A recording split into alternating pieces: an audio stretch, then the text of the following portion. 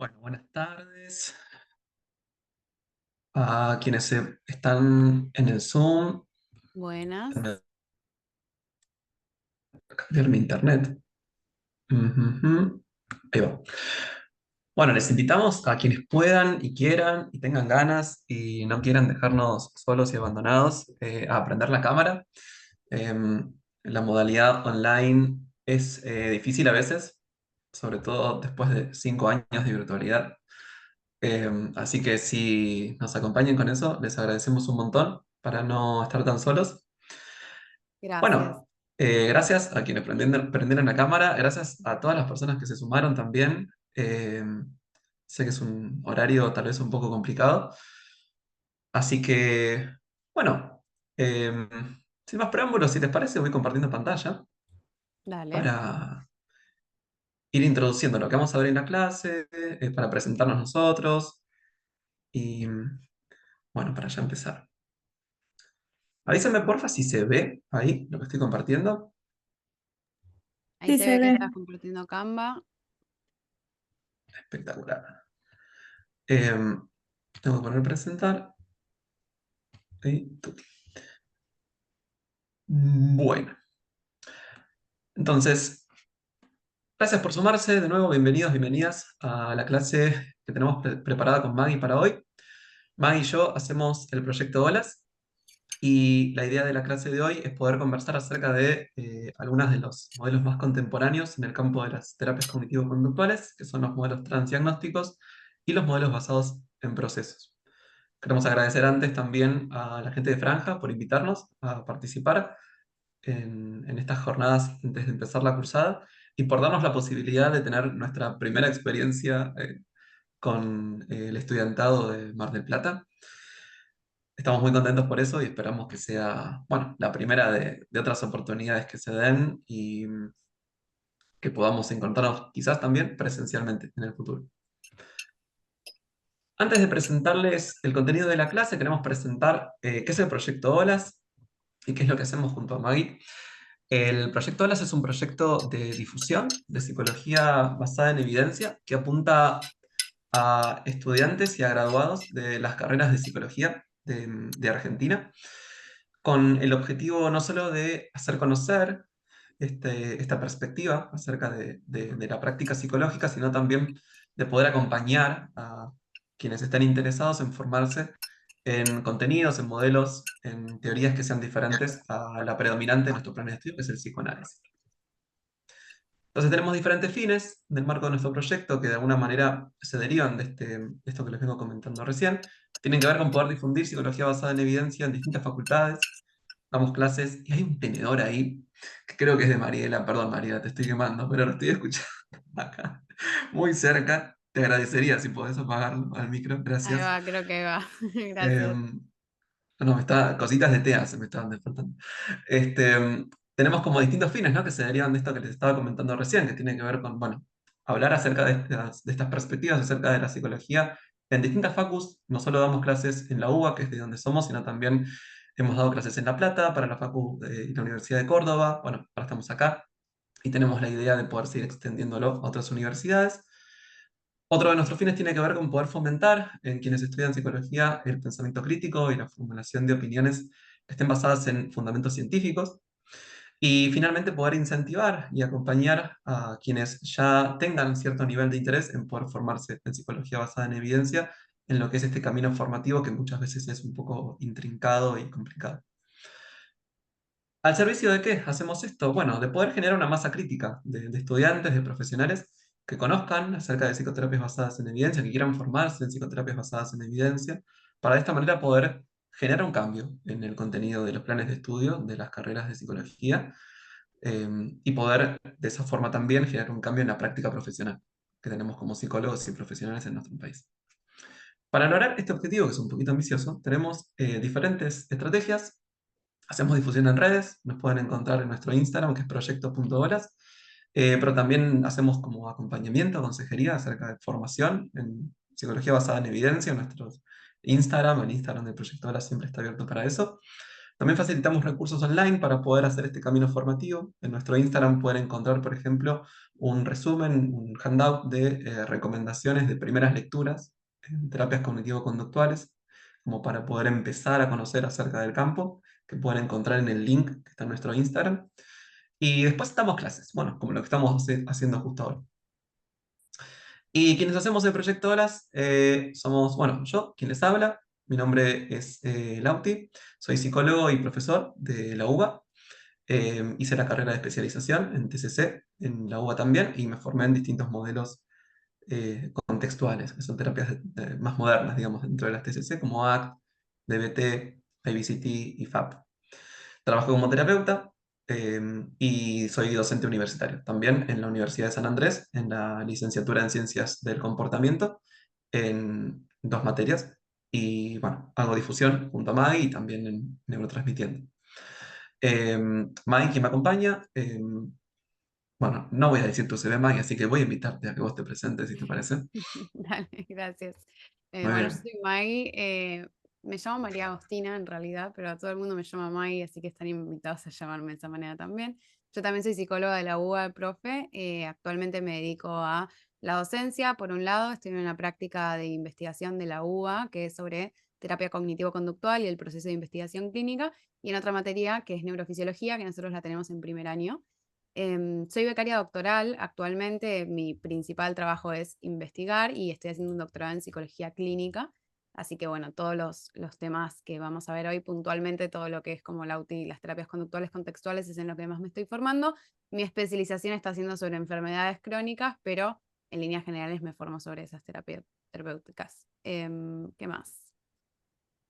Hago difusión en mi tiempo libre, también en Proyecto Ola junto con Lauti y en Neurotransmitiendo, me gusta mucho y creo que eso es lo más importante. Así que bueno, y gracias por estar acá. A Maggie nos gusta trabajar en nuestro tiempo libre, así que hacemos difusión. Así que bien, ¿qué vamos a hablar hoy en la clase?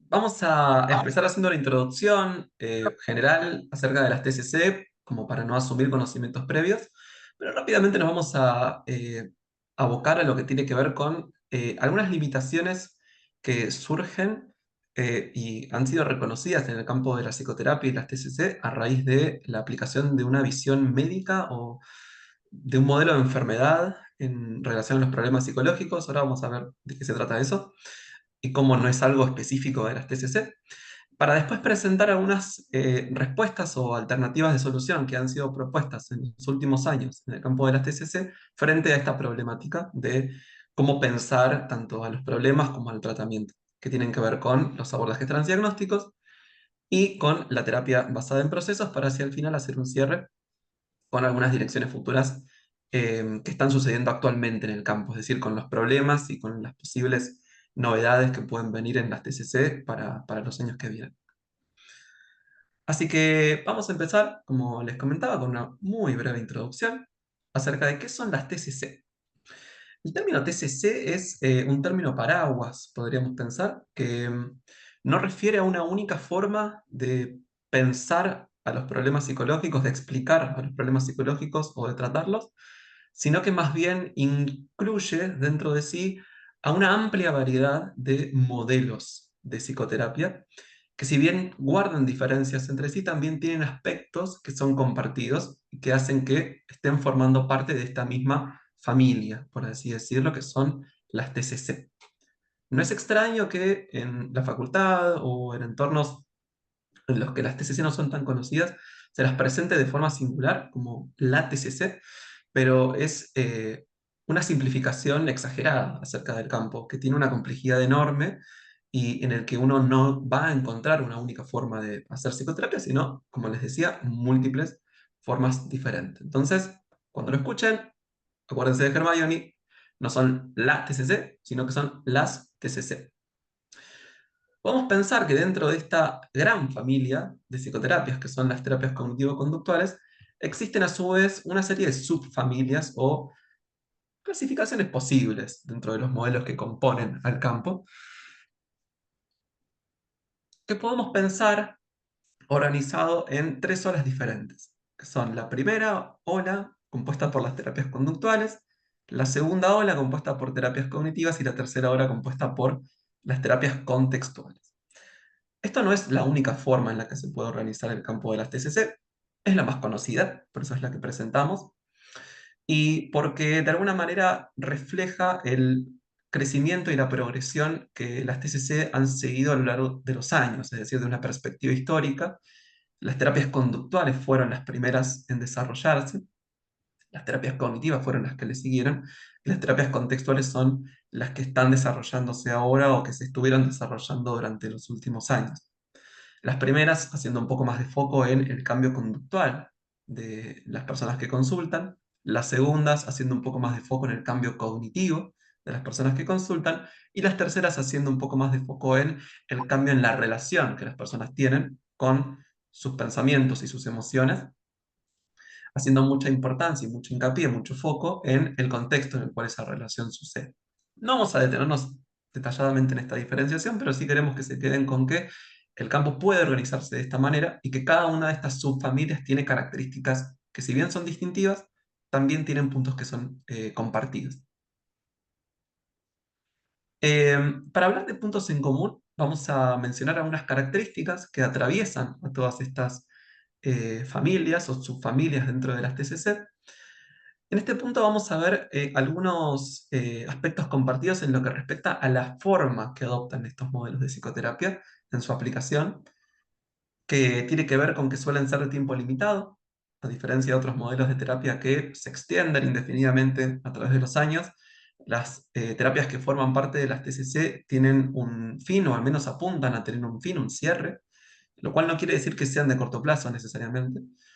Son terapias que en general están estructuradas, es decir, que siguen una suerte de esquema acerca de cómo llevarse adelante y que no están libradas al azar, sesión a sesión. Son terapias, las de las TCC, que tienen un formato que las hace evaluables, es decir, están pensadas para ser estudiadas, y es por ello que tienen una serie de características que son explícitas, que cualquier persona puede conocer para así poder evaluar en términos de si funciona o no funciona. Son terapias que se pueden adaptar a distintos formatos, es decir, que han sido pensadas para poder aplicarse no solo en forma individual, sino también en forma grupal, por ejemplo, que han sido pensadas para poder aplicarse en un formato presencial, pero también online, por ejemplo. Y son terapias que apuntan a producir resultados con la menor cantidad de recursos posibles. A eso nos referimos con esta cuestión de que son terapias eficientes en términos de costo-beneficio. Son terapias que persiguen la parsimonia como valor, que buscan producir un impacto terapéutico a partir de utilizar la menor cantidad de herramientas posibles. ¿Sí? Estos puntos en común los podemos pensar también a través de características que hacen a cualquier proceso de psicoterapia y que, independientemente del modelo de TCC del que estemos hablando, vamos a encontrar que son compartidos por cualquier terapia que forme parte de esta familia. En general, todas ven a lo psicológico, explican a los problemas psicológicos de la misma forma, que es a partir de cierto tipo de interacción entre pensamientos, emociones y conductas, entendiendo que los pensamientos, las emociones y las conductas siempre suceden en un contexto. Los diferentes modelos van a hacer foco en distintos aspectos dentro de esta interrelación, pero más o menos todos parten de ese esquema básico. Son terapias que, en cuanto a su foco, apuntan no solo a que las personas que consultan tengan un entendimiento acerca de lo que les pasa, puedan hacer lo que se llama como un insight acerca de sus problemas, sino que también buscan producir cambios, es decir, buscan ayudar a las personas a cambiar aquello que les resulta problemático, lo cual es un punto de diferenciación con otros modelos que tal vez persiguen como un fin en sí mismo la comprensión o el insight o la asociación en relación a los problemas. Acá no solo es un objetivo la conceptualización, el entendimiento, sino también el cambio. Son terapias que apuntan en cuanto a la dirección del tratamiento a tener una dirección final, como les comentaba, es decir, un punto de cierre, y que en términos de la forma en la cual se llevan a cabo están pensadas como procesos de aprendizaje. Es decir, cualquier modelo de psicoterapia TCC piensa que lo que sucede en el consultorio es una suerte de aprendizaje o entrenamiento en habilidades para la persona que consulta. Y es por ello que muchas de sus características se adaptan a esta conceptualización. Por ejemplo, el terapeuta adopta un rol más activo, la relación terapéutica es más bien bidireccional, es decir, no se trata simplemente de hablar en la terapia, sino que se da como una suerte de ida y vuelta. Las sesiones tienen un carácter más activo, es decir, tienen partes de práctica acerca de alguna nueva conducta o alguna nueva habilidad o alguna nueva estrategia. Y como les decía, apuntan a tener objetivos, es decir, metas a las que dirigirse y que le permitan determinar si lo que se está haciendo está funcionando o no está funcionando. Y finalmente, todas las TCC tienen un compromiso fuerte con la evidencia científica, es decir, son terapias que son o han sido desarrolladas teniendo en cuenta la directriz de la evidencia, tanto para sus teorías, es decir, para la explicación que proponen acerca de los problemas, tratan de contrastar esas explicaciones, como también para sus resultados. Es decir, son terapias que se estudian y que están desarrolladas para estudiarse con el fin de determinar si funcionan o no funcionan, básicamente.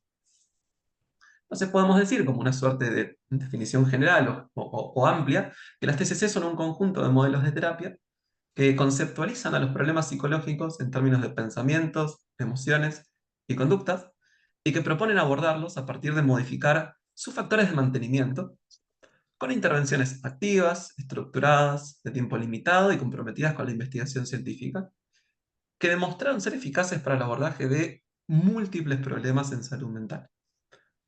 TCC o alguna forma de TCC es o son la primera línea de intervención y de tratamiento para prácticamente cualquier problema psicológico según la recomendación de las guías clínicas internacionales, que son las que de alguna forma resumen los resultados de la investigación científica. Esto es, los tratamientos TCC son los que más investigación tienen y más apoyo empírico tienen para tratar prácticamente cualquier problema de los que hoy tenemos conceptualizados dentro del campo de la salud mental. Y solo un comentario, porque esto no lo mencioné, son terapias que no apuntan a cambiar los problemas a partir de cambiar los factores que le dieron origen o que les dieron surgimiento a nivel histórico, sino que son terapias que buscan cambiar los problemas a partir de cambiar los factores que los mantienen. Por eso son terapias que están centradas en el momento presente, en los problemas que las personas presentan hoy en día y en los factores que los mantienen hoy. También como marcar una diferencia con tal vez la forma de psicoterapia más tradicional en nuestro país, que apunta más bien a lo que sucedió en el pasado. Así que bien, habiendo hecho esa introducción general, vamos a entrar en algunas consideraciones acerca de cómo el modelo médico está presente en la psicoterapia y cómo está presente en las TCC y los resultados que esto trajo para bien y para mal. Buenísimo. Vamos a arrancar con esto entonces. Vamos a ver primero qué es el modelo médico y a qué nos referimos con el modelo médico dentro de psicoterapia. Primero que nada, el modelo médico podríamos decir que es un nombre que básicamente resume como toda una manera de pensar en la cual los problemas psicológicos y su tratamiento original que viene de la medicina está como superpuesto también con la psicoterapia. Ahora lo vamos a ver bien en sus características particulares. Creo que la más importante de todas es cómo conceptualizan a los problemas psicológicos, que esto va a tener que ver con el modelo de enfermedad justamente, que es la primera que aparece ahí. Se entiende a los problemas psicológicos como algo que resulta de una enfermedad latente, si se quiere, como esta idea de que hay un proceso psicológico o algún tipo de mecanismo psicológico que no está funcionando bien o algún tipo de mecanismo biológico que no está funcionando bien, y en ese sentido el tratamiento vendría a ser como una cura, ¿sí? Una cura de la enfermedad. Si yo trato esta enfermedad, la curo, la enfermedad y sus síntomas se deberían ir. Ese es básicamente el modelo de la enfermedad que es aplicable en otras áreas de la medicina y en este caso puntual también a la psicoterapia.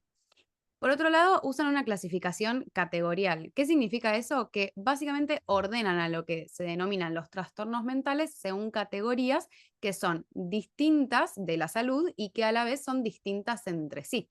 O sea, la categoría de trastorno mental ya es algo que es distinto a el estar saludable como una idea o como algo a lo que aspirar, y a la vez los distintos trastornos mentales son distintos entre sí, o sea, no es lo mismo lo que vamos a conceptualizar o lo que vamos a describir dentro de la etiqueta trastorno de ansiedad generalizada que dentro de la etiqueta trastorno límite de la personalidad, por ejemplo. Por otro lado, hay una relación un poco asimétrica dentro del modelo médico en psicoterapia. En este sentido, el terapeuta aparece como el experto, como aparece el médico en otras áreas de la salud, como aquel que sabe, aquel que va a dirigir el tratamiento, que va a diagnosticar al consultante, que de hecho en el modelo médico se le dice al paciente, ¿no? Porque la persona que viene a consultar con nosotros es aquel que padece. Entonces, ya ahí hay una relación asimétrica donde yo sé, vos no, y yo te voy a enseñar cómo se cura eso que me venís a presentar. Por otro lado, eso que se va a curar, o sea, eso que para curar vamos a hacer es un tratamiento que va a ser específico según el diagnóstico que reciba ese consultante. Entonces, el tratamiento que yo voy a aplicar según el modelo médico para, de vuelta, el trastorno de ansiedad generalizada, es un tratamiento específico para el trastorno de ansiedad generalizada y que es distinto a, por ejemplo, el tratamiento para el trastorno límite de la personalidad. ¿Cuál es el objetivo clínico? Curar, ¿sí? Y se entiende por curar como que se vayan los síntomas. Si yo de repente dejo de ver a la persona ansiosa de manera disfuncional, ese síntoma se fue, entonces yo puedo decir que curé ese trastorno mental, ¿no? Y la última de sus características es que tiene un gran énfasis puesto en la evidencia científica, ¿sí? O sea, todo esto que se está diciendo, por ejemplo, los tratamientos específicos según diagnóstico no salen de la galera, sino que salen de ensayos clínicos, controlados y aleatorizados mayoritariamente, que proveen mucho soporte empírico para cada una de las cosas que postula el modelo médico. Igual que sucede con otros tratamientos del modelo médico en otras áreas de la salud. Bien, ahora sí pasamos. Bien, solo un comentario que quisiera agregar Sí, a esto, que me parece interesante mencionar que esto que viene comentando Maggie no aplica únicamente a las TCC como modelos de terapia, ¿no? Sino que es una forma de pensar a los problemas psicológicos y a su tratamiento que viene de hace muchos años. Las palabras exacto. síntoma, por ejemplo, y ese tipo de cuestiones dan cuenta de este modelo también y eso no es algo propio de las TCC necesariamente. Exacto. De hecho, viene genial lo que acabas de decir para esta partecita de acá, que viene a decir justamente esto que introducía Lauti, de que si bien es cierto, y vamos a ver ahora dentro de un ratito, que el campo de las TCC en un momento en particular se desarrolló mucho bajo el lente de un modelo médico. Esto no empezó en psicoterapia con las terapias cognitivo-conductuales, sino que de hecho lo podríamos incluso rastrear hasta Freud, ¿no? Por eso tenemos ahí a los que son Beck y Skinner como mirando a Freud por atrás del hombro, porque ustedes recuerden que, bueno, Freud era médico, era neurólogo, y él, si uno lee sus textos, lo que hacía era intentar encontrar una cura para la histeria, ¿sí? O otras cosas, una cura para la neurosis obsesiva, etcétera. Los problemas psicológicos para Freud eran definidos como una enfermedad mental en ese sentido, que tenía síntomas, la propia palabra síntoma, como decía Lauti, y en ese sentido uno podía diagnosticar y tratar. Entonces, esto ya es algo que viene acompañando al campo de la psicología o de la psicoterapia puntualmente hace mucho, su uso no es nuevo y dentro del campo de las terapias cognitivo-conductuales particularmente, los conductistas, que es la primera ola que mencionaba Lauti, lo habían rechazado abiertamente, pero la segunda ola, la terapia cognitiva, por razones contextuales que diré más adelante, vuelven a adoptar este modelo médico en un contexto que favorece que adopten este modelo médico, justamente. Bien. Entonces, como decía, las TCC sí se desarrollaron un poco bajo el lente de un modelo médico, especialmente en un momento en particular. Les dije que es el momento de la segunda ola, el momento de Beck, como se llama, o el momento de la revolución cognitiva.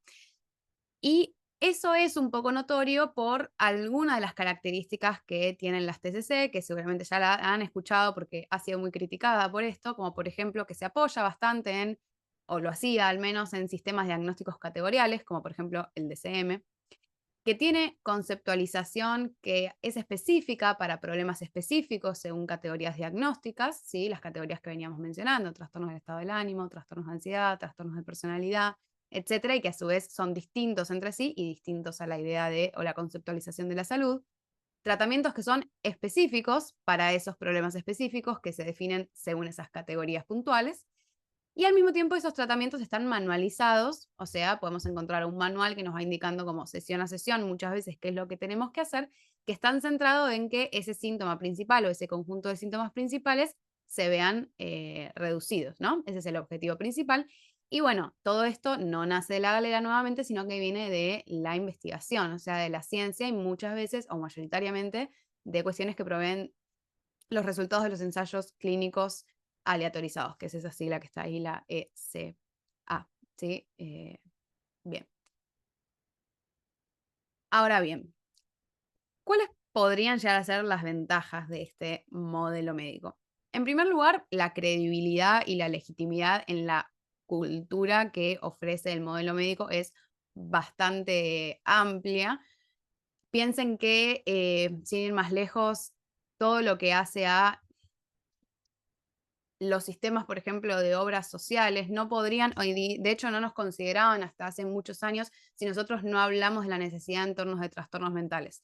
Lo digo en criollo. Muy probablemente una obra social no te pague un tratamiento para que mejores tu ánimo o puedas tener valores más conectados con tus áreas vitales, pero sí te paguen un tratamiento para un trastorno depresivo mayor. Entonces, de repente, usar ciertas etiquetas diagnósticas ofrece como cierto aval de credibilidad y de legitimidad en la cultura y en otros sistemas que para nuestra cultura ya están fuertemente arraigados, como la salud o la ciencia, que hace que la psicoterapia pueda como tener un poco más de lugar en ese sentido.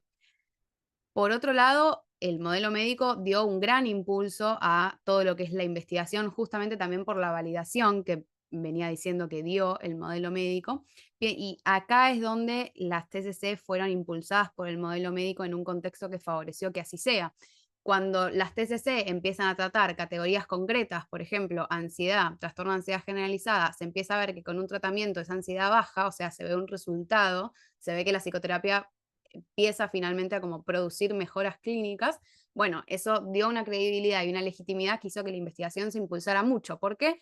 Porque vino la plata, básicamente. O sea, los distintos países, especialmente Estados Unidos, empezaron a financiar. Dijeron, bueno, si esto funciona y si de repente los síntomas bajan, metamos la financiación acá para construir más tratamientos y eso hizo que efectivamente la terapia cognitivo-conductual creciera muchísimo, se empezaron a desarrollar muchísimos tratamientos para distintos diagnósticos y que se consolidaran. ¿Por qué? Bueno, básicamente porque funcionaban. Básicamente porque los síntomas sí bajaban, o al menos bajaban mucho más de lo que venían bajando con otros tratamientos.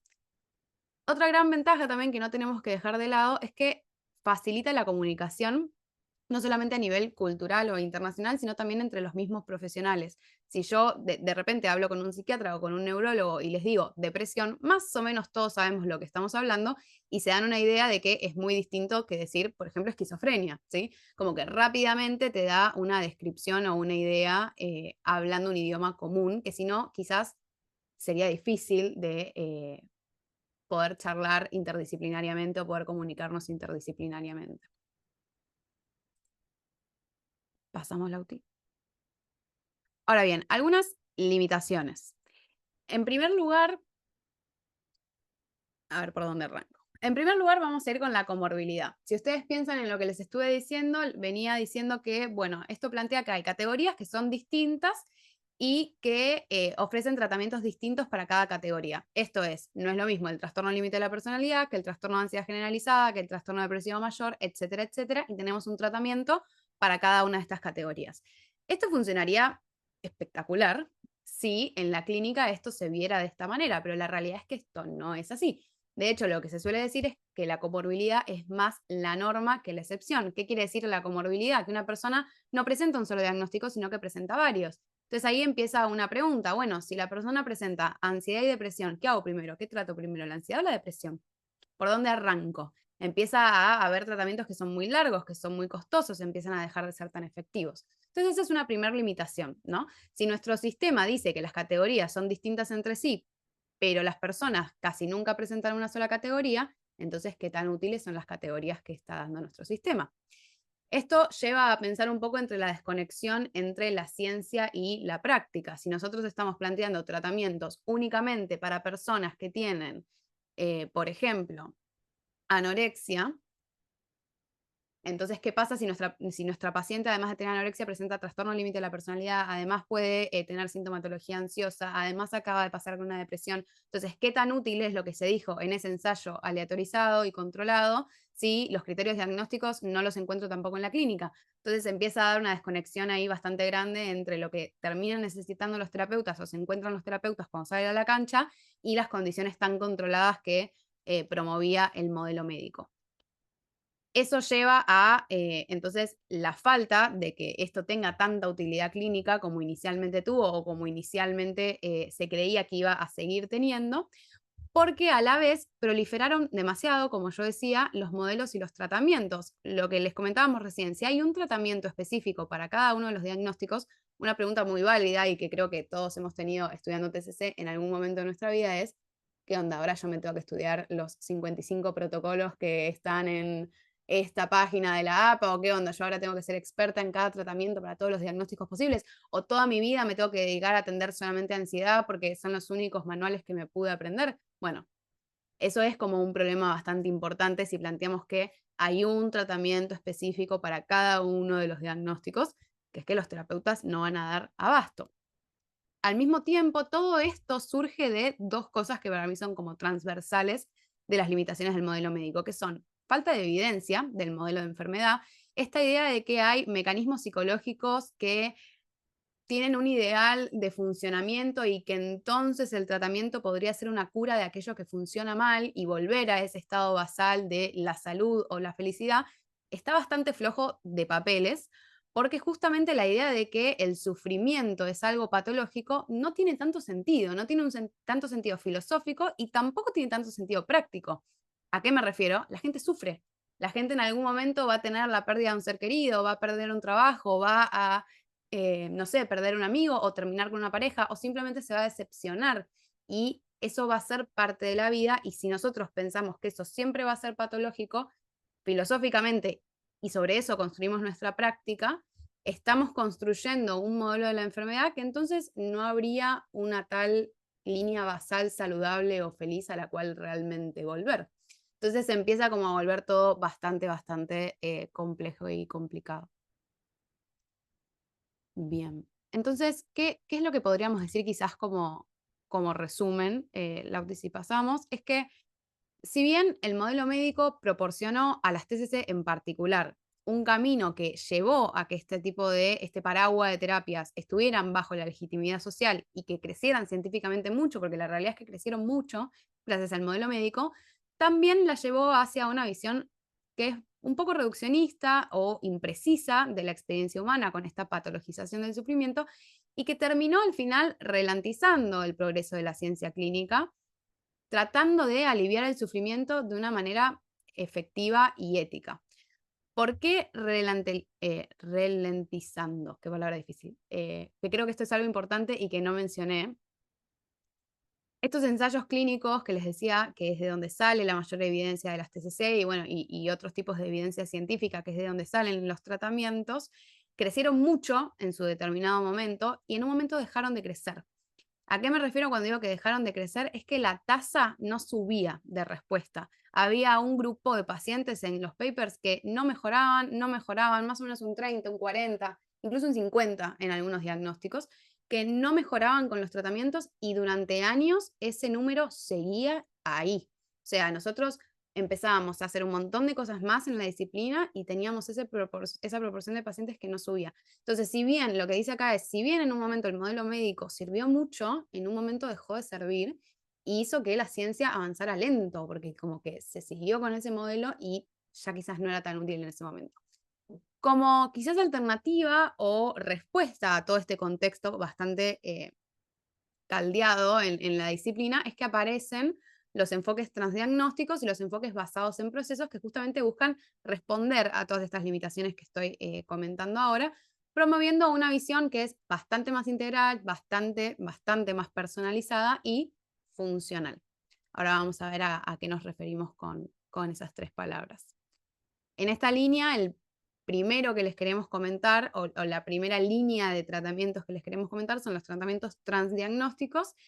Como un ejemplo particular de este tipo de tratamiento transdiagnóstico, les queremos presentar el protocolo unificado de Barlow, que los dejo con Lauti para eso. Y si tienen alguna duda, por favor, manden por chat o simplemente abran el micrófono a los que están en Zoom e interrumpan, porque sé que es como mucha, o puede al menos ser mucha data. Bien, no hay preguntas, entonces. Siempre viste que se dice que puede ser por dos cosas, o bien porque la explicación viene muy clara, o bien porque todo lo contrario. Yo me inclino más por la segunda opción, pero de todas maneras vamos a seguir, porque la diapositiva ya está armada y con Maggie ya estamos acá. Somos conscientes de que es mucha info y agárrense, porque se viene, porque se viene mucha más, ¿sí? Vamos a tratar de presentarla de manera ordenada, al menos como para que esto no sea tan complejo de seguir, pero hasta el momento, digo, como para hacer una recapitulación, introdujimos a las TCC como una familia de psicoterapias que han demostrado funcionar para el abordaje de diferentes problemas. Y, en segundo lugar, problematizamos el hecho de que tanto las TCC como otras formas de psicoterapia han adoptado o hayan adoptado un modelo médico o un modelo de enfermedad sobre la psicopatología y sobre el tratamiento psicológico, porque si bien le permitió a las TCC en particular desarrollarse científicamente, alcanzar la credibilidad social o legitimidad en los sistemas de salud, también hizo que la ciencia de las TCC se detenga hasta cierto punto, también llevó a la proliferación de múltiples tratamientos para múltiples problemas y también llevó a que nuestra forma de pensar y abordar al sufrimiento se corresponda poco con lo que pasa en la práctica clínica real. En respuesta a todo eso es que vamos a presentar una de las primeras propuestas de solución que se han desarrollado puertas adentro del campo de las TCC, que son los protocolos o tratamientos transdiagnósticos, tomando para eso, como ejemplo, el caso de un tratamiento transdiagnóstico en particular, que es el protocolo unificado de Barlow. Fíjense que muchas de las críticas que estamos haciendo a las TCC, de puertas adentro, son críticas compartidas con personas que adhieren a otros modelos de psicoterapia que, por ejemplo, pueden provenir del psicoanálisis. Como para que puedan observar que el campo de las TCC es progresivo y al ser científico o estar atravesado científicamente busca integrar las críticas y de alguna manera poder crecer a partir de ellas, más que simplemente rechazarlas. Y para eso es importante que quienes formamos parte del campo y lo difundamos también seamos conscientes de sus puntos débiles y podamos trabajar a partir de eso. Entonces, bien, lo transdiagnóstico o el enfoque transdiagnóstico es una forma de pensar y abordar a la psicopatología, es decir, es una forma de explicar qué son los problemas psicológicos y una forma de darles respuesta, de darles tratamiento, que intenta ir más allá de las categorías diagnósticas tradicionales. De nuevo, tanto para la explicación como para el tratamiento. El surgimiento de este enfoque se da en un contexto en el que o existían, digamos, en los años 80/90, fines de los 90, les diría, una amplia variedad de tratamientos cognitivo-conductuales para diferentes problemas, pero que no habían logrado ampliar o mejorar su tasa de respuesta ante esas dificultades o esos trastornos. Esta propuesta también surge en un contexto en el que había comenzado a problematizarse la alta comorbilidad entre problemas, que es lo que les comentaba Maggie recién. Surge en el contexto de la proliferación de una amplia variedad de modelos y de ciertas dificultades en la diseminación de los modelos TCC y en la formación de profesionales. Por lo que les comentaba Maggie recién, si llegamos al punto en el que cada problema psicológico se corresponde con una categoría diagnóstica y existen alrededor de 60, 70, y cada una tiene un tratamiento específico que es diferente de los demás, es muy difícil que los profesionales conozcan estos modelos y que se formen en ellos. En todo ese contexto es que investigadores de diferentes equipos comienzan a poner el foco en los aspectos compartidos por los diferentes problemas o diagnósticos más que en sus diferencias. Hasta ese momento, la mayor parte de la investigación apuntaba a tratar de delimitar un diagnóstico y diferenciarlo de otro. Delimitar a la depresión y ver qué la hacía diferente de la ansiedad social, por ejemplo. Delimitar a la anorexia y ver qué la hacía diferente de la bulimia, para armar un tratamiento que se adapte a las diferencias entre esos problemas. Con todo este contexto, se empieza a invertir esa lógica. El enfoque transdiagnóstico propone invertirla y empezar a poner el foco más que en lo que distingue a los diferentes diagnósticos, a lo que los unifica, a procesos que son compartidos entre ellos. Entonces, la idea central de esta perspectiva tanto para la explicación como para el tratamiento, es que existen procesos cognitivos y conductuales que están en la base del mantenimiento de los síntomas o de los problemas psicológicos que son compartidos por distintos trastornos. Y acá podemos encontrar un montón de procesos.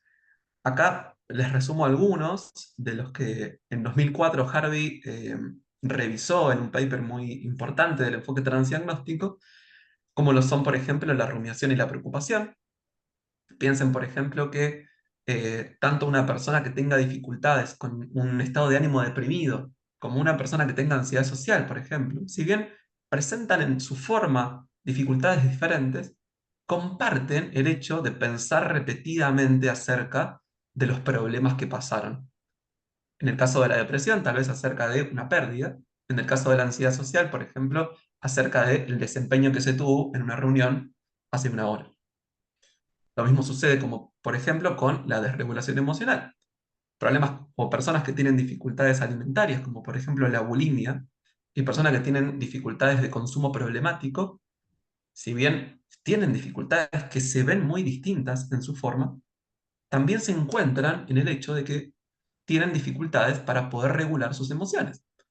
Tanto los atracones como el consumo de sustancias pueden tener una función similar, que es la de aliviar emociones intensas. En ese sentido, la desregulación emocional puede ser un proceso compartido. Lo mismo sucede, por ejemplo, con la evitación, que es tal vez el proceso transdiagnóstico más estudiado y más relevante en el campo de la TCC, que no es otra cosa que intentar evitar o escapar de las emociones difíciles, intentar no sentirse mal. Intentar no sentirse mal es algo completamente normal, pero que también está presente en prácticamente todas las formas de sufrimiento psicológico. Porque básicamente es pan para hoy, hambre para mañana. Suele llevar a buenos resultados en lo inmediato. Digo, qué sé yo, consumir una sustancia en un momento de tristeza puede dar un boom de unos minutos y de recreo en ese sentido con respecto al malestar, pero tal vez puede llevar en el largo plazo a que ese malestar se intensifique, a que la persona no desarrolle la capacidad de poder experimentar ese malestar y hacerlo en lugar, a llevar a otros costos para otras áreas, como por ejemplo la participación en actividades importantes y demás. Y esa conducta de evitación puede verse a través del consumo, pero puede verse a partir de no ir a una situación social difícil, puede verse a partir de llevar un clonazepam en la mochila para tomarlo en caso de que aparezcan sensaciones de ansiedad. Puede presentarse en quedarse en la cama todo el día, y no enfrentarse a la dificultad que supone, por ejemplo, hacer un plan social. Puede verse en forma de no dar lugar a las emociones y tener una expresión plana todo el tiempo, como pasa en la anorexia. De nuevo, se empieza a pensar en estos términos. Hay procesos que están compartidos por diferentes problemas. Y tal vez hacer foco en los procesos que están compartidos puede ser una forma más eficiente de pensar y abordar lo psicológico. Y esta forma de pensarlo, que es transdiagnóstica, tiene implicancias en diferentes aspectos del trabajo clínico en terapia cognitivo-conductual. Tiene una implicancia, en primer lugar, en la forma en la que se clasifican los problemas. Pensar transdiagnósticamente es salirse del enfoque categorial, que básicamente lo que dice es, cada problema psicológico se corresponde con una categoría que es distinta de las demás, y que para poder diagnosticar o ingresar a alguien dentro de esa categoría necesitamos cumplir una serie de criterios que, si no están presentes, no nos permiten decir que esa persona está dentro de esa categoría diagnóstica, como por ejemplo depresión. Pensar transdiagnósticamente involucra pasar de ese enfoque a un enfoque que es más bien dimensional, que más que en términos de cajitas, piensa en términos de puntos continuos, de líneas continuas, que atraviesan a diferentes problemas y que pueden eh, encontrarse en las personas en diferentes puntos dentro de ese continuo. Por ejemplo, la rumiación es una dimensión, en el sentido de que personas diferentes pueden encontrarse en niveles de intensidad diferentes con respecto a la rumiación. Y no quiere decir que alguien tenga trastorno rumiativo o no lo tenga, porque de alguna manera todos presentamos un proceso como la rumiación. Lo que marca la diferencia de la psicopatología y la normalidad, si se quiere, es la intensidad con la que eso se presenta, el punto en el continuo en el cual ese proceso está presente para esa persona en particular. Entonces, fíjense que Pensar transdiagnósticamente es empezar a salirse de la visión categorial de los problemas y empezar a acercarse a una visión que es más considerada con la forma en la cual experimentamos las cosas, que no es en blanco y negro, sino que es dimensional, que es cambiante según las circunstancias. Este modelo transdiagnóstico, o este enfoque transdiagnóstico para la psicopatología y el tratamiento, también tiene implicancias para la conceptualización. Si lo importante es lo que diferentes problemas comparten entre sí, cuando tengamos un paciente enfrente, no vamos a estar haciendo tanto foco en qué características distintivas de un diagnóstico presenta, sino más bien en qué procesos que son compartidos por diferentes problemas están poniéndose en juego en la experiencia que la persona nos comparte. No vamos a estar pensando tanto en términos de si cumple o no cumple criterios para un diagnóstico como por ejemplo depresión, sino si más bien presenta un proceso como la rumiación o la preocupación o la evitación, sabiendo que ese proceso es relevante independientemente de si la dificultad que el paciente tenga sea depresión, sea ansiedad, sea un problema alimentario. Entonces, este enfoque afecta la forma en la cual pensamos a los problemas psicológicos, no solo la forma en la que los clasificamos, y también a la forma en la que los abordamos. Porque si lo importante es, de nuevo, lo que los problemas tienen en común, lo que vamos a tener que hacer terapéuticamente hablando es trabajar sobre esos procesos que están compartidos, para de esa manera tener una menor cantidad de intervenciones que tengan un mayor alcance, desarrollando tratamientos que se apliquen a múltiples problemas.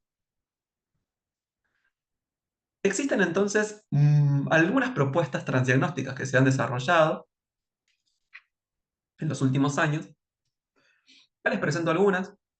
El protocolo unificado es de lo que vamos a hablar ahora, pero también se han desarrollado propuestas transdiagnósticas para el abordaje de los trastornos alimentarios, que de hecho es la primera línea de tratamiento para los TCA hoy en día.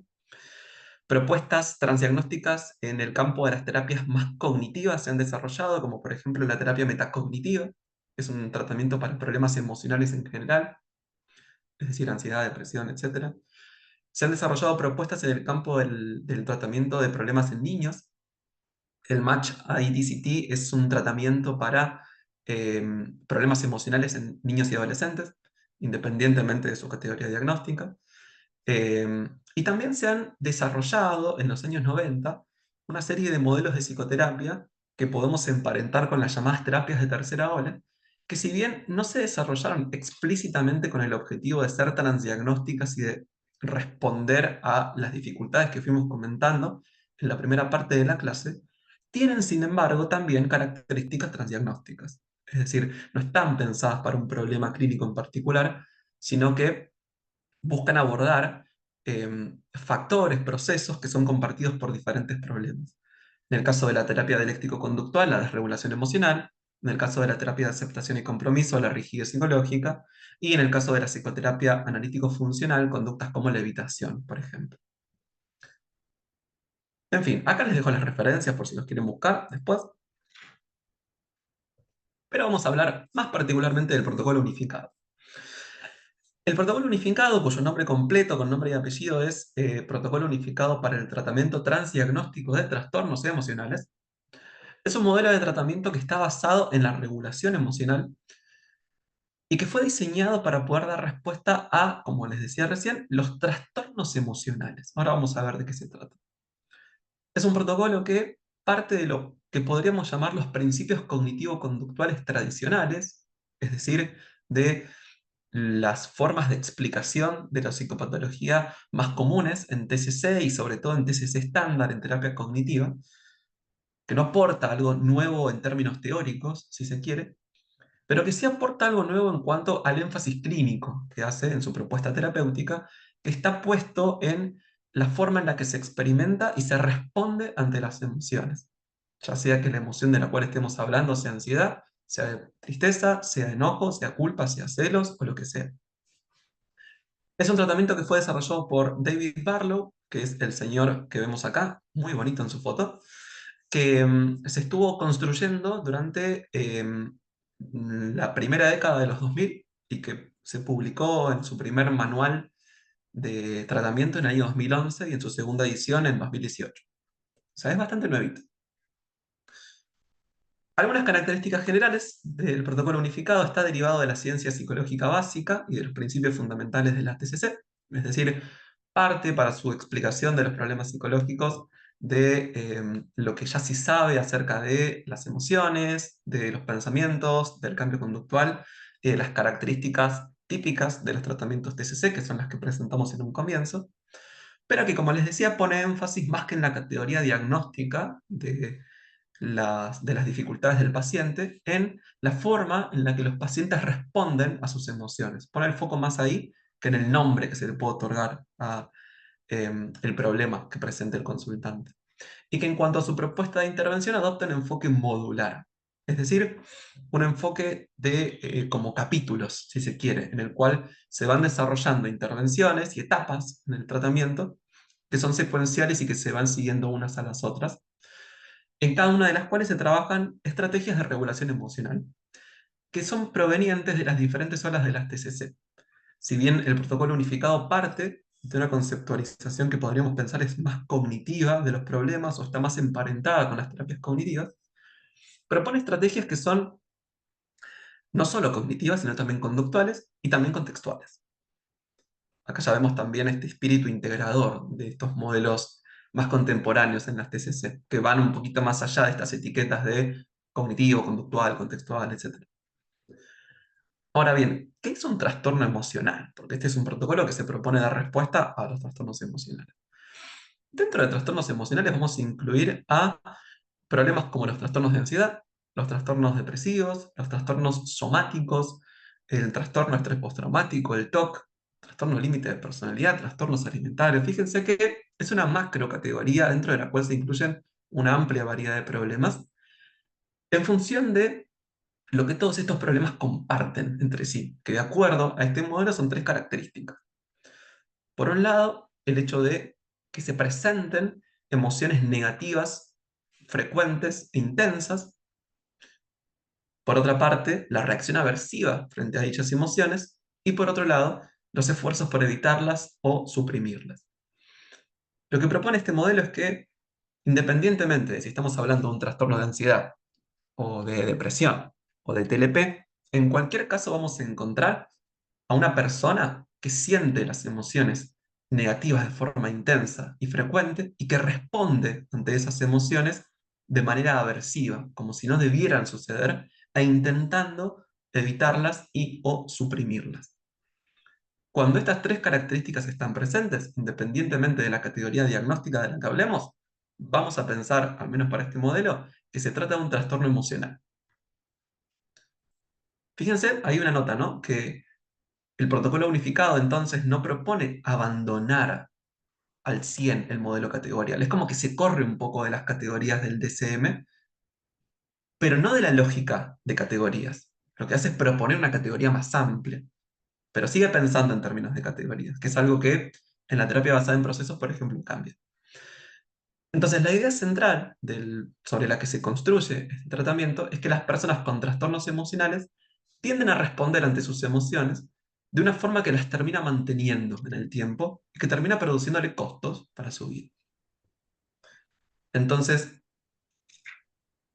se podría presentar más o menos así esta idea.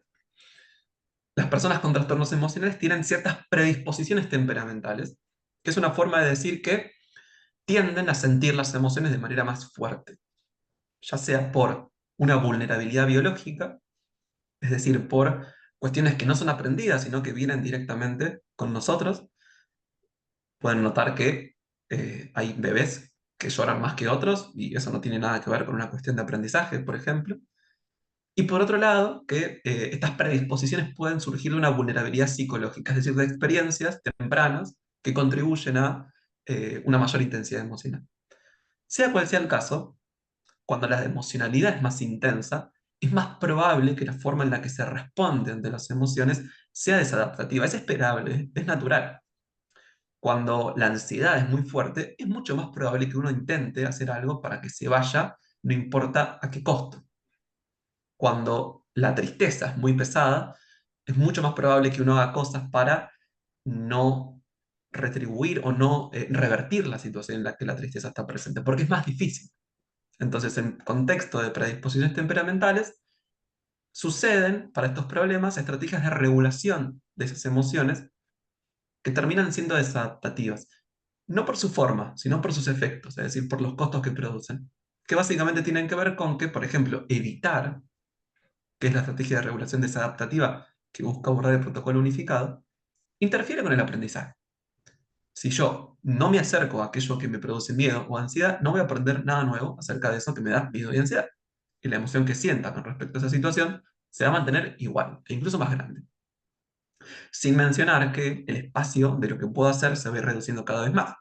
Si dependo de la evitación, es decir, de no sentir ansiedad para poder vivir bien, la cantidad de cosas que puedo hacer se van a ir achicando progresivamente. Entonces, sobre la base de esa idea, el protocolo no se propone abordar síntomas específicos de un trastorno, como por ejemplo, no sé, la evitación de sensaciones físicas en alguien que tiene un trastorno de pánico o las compulsiones en alguien que tiene TOC, sino que se propone abordar los mecanismos que subyacen a lo que se llama todo el espectro neurótico.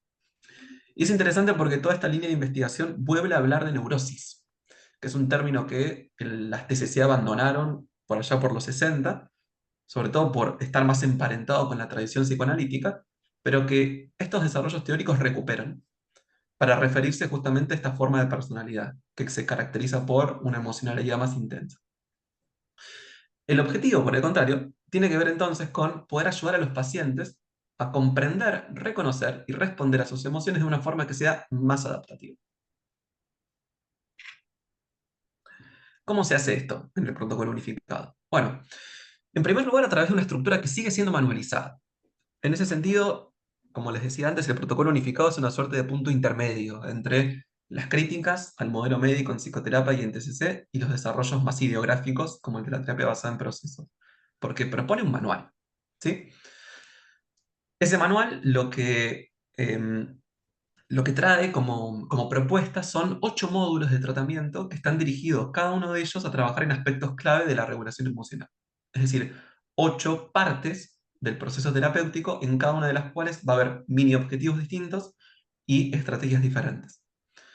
Estos módulos, que ahora los voy a presentar, se abordan secuencialmente, es decir, viene uno y después viene el otro, pero se presentan o se abordan con adaptaciones según el contexto y el consultante. Es decir, se le puede dedicar más tiempo a uno o a otro de acuerdo a las dificultades que tenga el paciente, por ejemplo.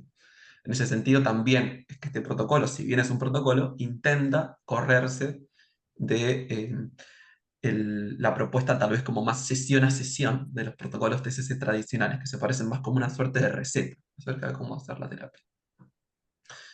Y cada uno de los módulos involucra ejercicios, es decir, tareas que no solo se dan entre sesiones, sino también durante la sesión.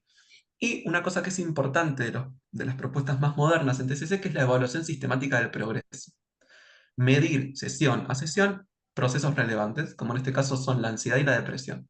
Se mandan una escala con 5 preguntas en este protocolo para completar cada semana para ver si hay diferencias en la experiencia del paciente y para poder hipotetizar qué funcionó mejor y qué no. Y al ser un tratamiento protocolizado todavía tiene una duración de entre 12 y 18 sesiones en los estudios de investigación. Siempre en la práctica clínica real la duración es más extensa. Entonces, bien, ¿cuáles son las estrategias que propone el protocolo unificado? Y con esto vamos a ir cerrando. Los módulos son estos, y en cada uno de ellos se ven estrategias distintas. En el primero se trabaja en la motivación para el cambio. Básicamente se trabaja en establecer objetivos para el proceso terapéutico y en hacer lo que se llama un balance decisional, es decir, una exploración de razones para hacer el tratamiento y para no hacerlo, tomando para este módulo herramientas de un modelo contextual, que es el de entrevista motivacional. En el segundo módulo, que es el de entendiendo las emociones, se trabaja básicamente haciendo psicoeducación acerca de cómo las emociones pueden ser de utilidad, acerca de cómo poder identificar las emociones y cómo poder registrarlas. Y a partir del tercero y hasta el de exposiciones emocionales se trabaja en lo que son módulos centrales, es decir, módulos en los cuales se entrena a los consultantes en distintas habilidades de regulación emocional. La primera es la conciencia emocional plena, que es una forma de mindfulness, de observación presente y no juiciosa, dirigida particularmente a las emociones. Esto se hace, por ejemplo, con canciones. Se le pide al paciente que elija una canción que le produce una emoción fuerte y se hace una práctica de observación de esa emoción en el contexto de la sesión, lo cual está bueno, pero es una muy buena forma de robar canciones, sobre todo esas que te hacen llorar, que son de las que me gustan, por supuesto. Flexibilidad cognitiva en el cuarto módulo, que es como una suerte de adaptación moderna de la reestructuración cognitiva más estándar en TCC, que no es otra cosa que enseñar a los consultantes la habilidad de poder identificar sus pensamientos en contextos emocionales y poder pensar en otras formas de ver y construir la misma situación. Oponerse a las conductas emocionales, que es el módulo en el que se trabaja con identificar los impulsos emocionales y realizar conductas que sean distintas. Por ejemplo, identificar el impulso de evitar y hacer una conducta que sea incompatible con evitar, como por ejemplo aproximarse, a comunicar algo, por ejemplo. Y nótese que esta progresión involucra trabajar con estrategias de tercera ola, en el caso del mindfulness, de segunda ola, en el caso de flexibilidad cognitiva, y de primera ola, en el caso de la oposición a las conductas emocionales. En el siguiente módulo se trabaja afrontando las sensaciones físicas, es decir, haciendo exposición interoceptiva, que es como generar las sensaciones físicas asociadas a la ansiedad, por ejemplo, como la taquicardia, para que el paciente pueda adaptarse, habituarse a esa sensación y que de esa forma no contribuya al malestar y a la evitación. Y todos esos esfuerzos de los módulos anteriores se integran en el módulo de exposición, que es el más importante del protocolo, que básicamente apunta a ayudar a las personas a acercarse a las situaciones que le producen malestar y emociones difíciles en vez de evitarlas. Si el problema principal es la evitación, el antídoto, si se quiere, que propone el protocolo, es la exposición a esas situaciones con todo el paquete de herramientas que se viene trabajando previamente. No se trata de tirar a la persona a las cucarachas, sino de tirarla a las cucarachas, pero con herramientas. ¿Sí? Para al final poder trabajar con lo que es reconocer los logros y mirar hacia el futuro. Es decir, revisar el progreso, revisar el cambio y anticipar qué problemas pueden aparecer para poder prevenirlos. Bueno, estos son los módulos centrales, como les comenté, que son los del medio.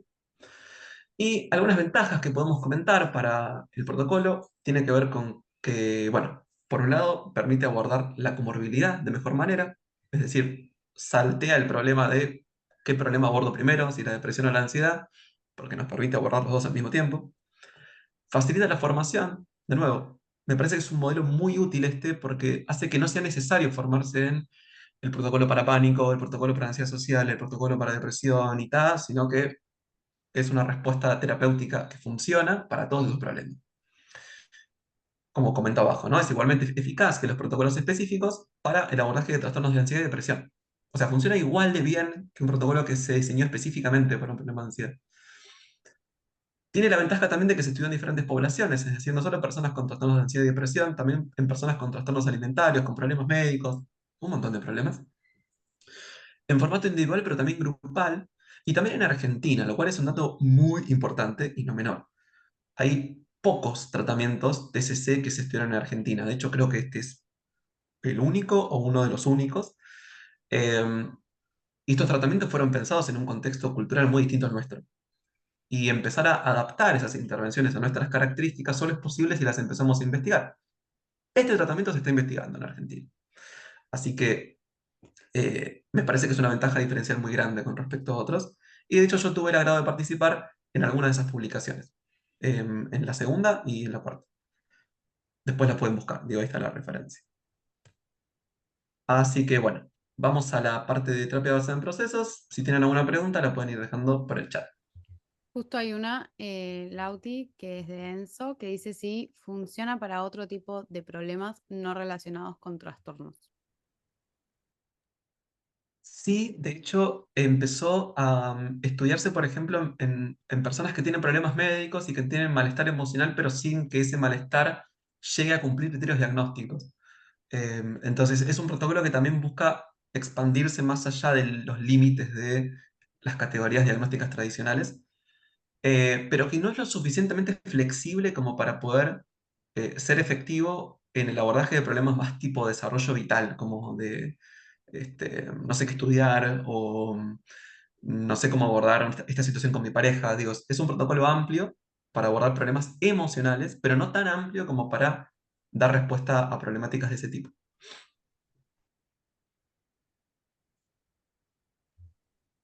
Josh.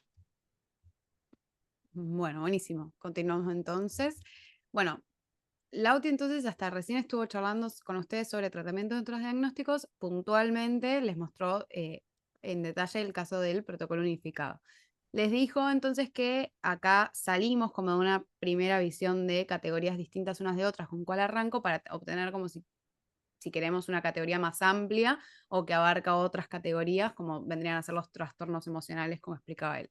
Esto es distinto de lo que vamos a ver ahora, que vamos a ver a la famosa terapia basada en procesos, ¿sí? Y ahora vamos a ver por qué esto es como un salto más de lo que acaba de decir Lauti. Bien, para arrancar, vamos a arrancar con una definición que más o menos lo que se podría decir, que esto sí es muy importante, es que la terapia basada en procesos no es un nuevo modelo de psicoterapia. Esto es muy importante porque a priori parecería que sí, ¿no? Por la sigla, terapia basada en procesos, ¿no? Como otro modelo más, pero no. No es un nuevo modelo de psicoterapia, sino que es una nueva manera de conceptualizar, de organizar y de aplicar intervenciones que sean basadas en evidencia, que se centren en la identificación y entonces, una vez que los identificamos, en modificar algunos procesos biopsicosociales de cambio, que ahora vamos a ver que es un proceso de cambio, que estén empíricamente validados dentro de un enfoque clínico que sea integrador, individualizado y contextual, ¿sí?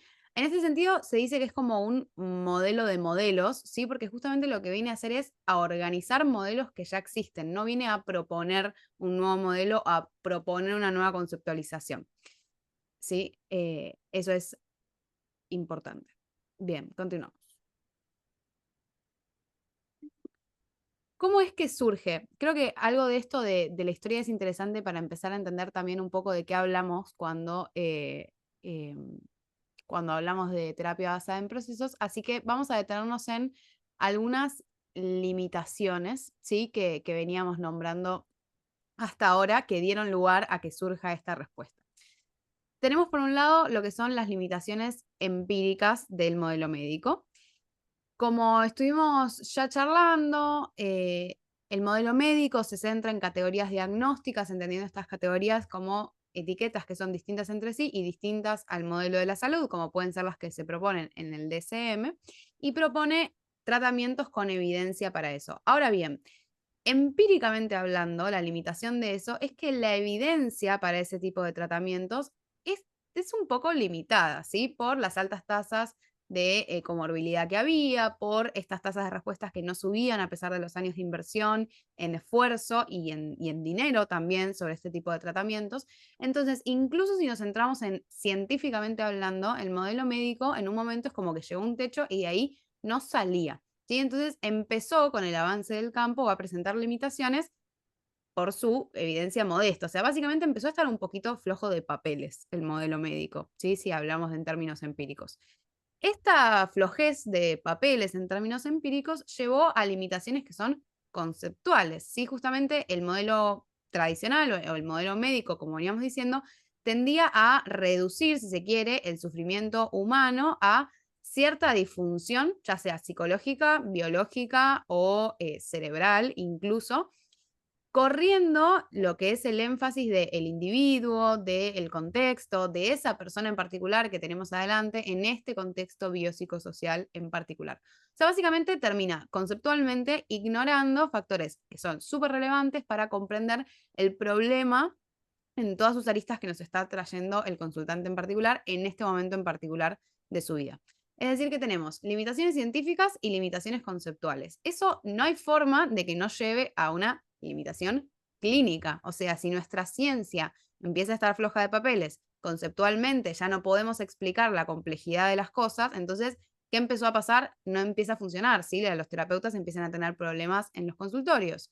Entonces, si bien tenemos ventajas, el DSM tiene un lenguaje en común y demás, empezó a pasar que ya no proporcionaba una guía tan clara para las decisiones clínicas y ya no conducía necesariamente a los mejores para los consultantes, ¿sí? A los mejores resultados individualizados. Entonces, ¿qué empezó a pasar? Nos empezamos a dar cuenta básicamente que dentro de esas categorías había mucha heterogeneidad. Lo digo en criollo, una persona con depresión y otra persona con depresión son absolutamente distintas. Entonces, qué tanto me va a hablar una categoría diagnóstica si un tratamiento para una persona y un tratamiento para otra persona son absolutamente distintos compartiendo la misma categoría. Es como que la propia lógica de la categoría se cayó. Entonces, si empíricamente ya no me sirve, conceptualmente me estás quedando corto, clínicamente no me estás guiando, bueno, básicamente el campo se vio forzado, se vio en la necesidad de volver a los enfoques ideográficos. Cuando decimos enfoques ideográficos son enfoques personalizados, ¿no? Enfoques que se centran en el individuo.